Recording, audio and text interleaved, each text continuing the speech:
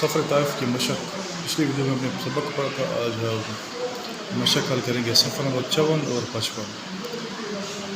پہلا سوال ہے تو اس جواب پر ٹک کر انشاء لگائیں. طائف شہر ہے مصر کا، ایران کا، حبشہ کا، عرب. آپ صلی اللہ علیہ وسلم کے بعثت کے 10ویں سال تبلیغ دین کے لیے سفر کیا.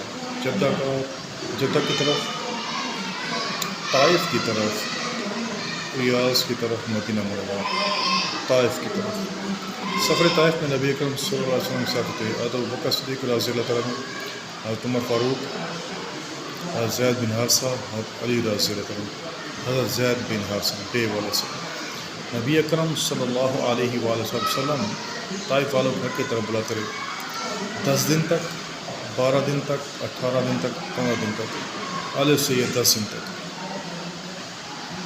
طائف مکہ مکرمہ سے فاصلے پر ہے. 70 کلومیٹر، 80 کلومیٹر، 100 کلومیٹر یا 90 کلومیٹر. جیم والا جواب سے ہے 90 کلومیٹر. اب سکتے صفحہ نمبر 55 اس پر خالی جگہ اور مختصر و تفصیلی سوالات. عام ہجرت کے بعد آپ صلی اللہ علیہ وسلم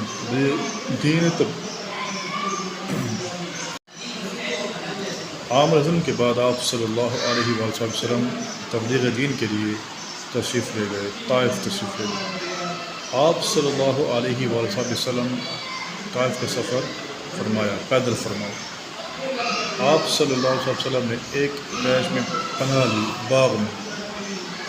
آپ صلی اللہ علیہ وسلم نے طائف کے دیش سرداروں کو اسلام کی دعوت دی. 3 سرداروں کو.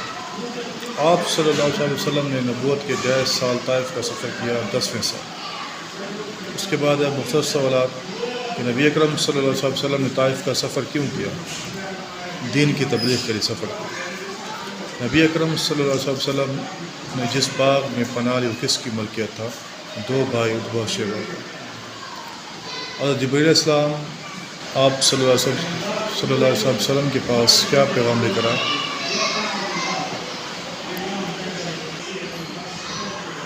جبرائیل علیہ السلام آپ صلی اللہ علیہ وسلم کے پاس تشریف لائے اور کہا کہ پہاڑوں کا فرشتہ بھی میرے ساتھ ہے. اگر آپ صلی اللہ علیہ وسلم اجازت دیں تو اس شہر کو دونوں پہاڑوں کے درمیان پیس کر رکھ دیا جائے.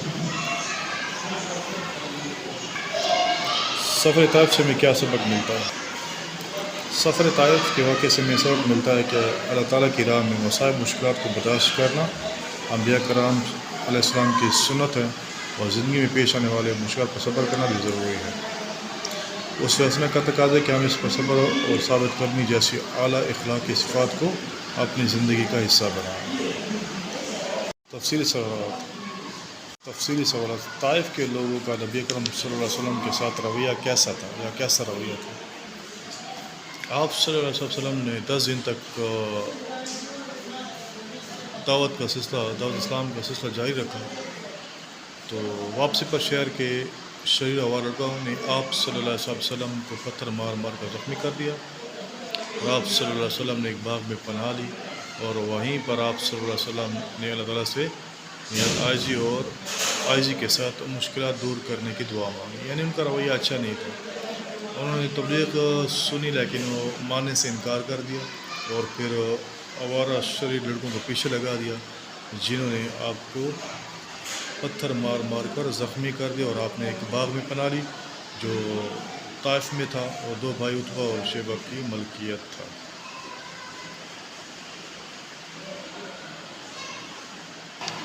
سفر طائف کا واقعہ اپنے الفاظ میں.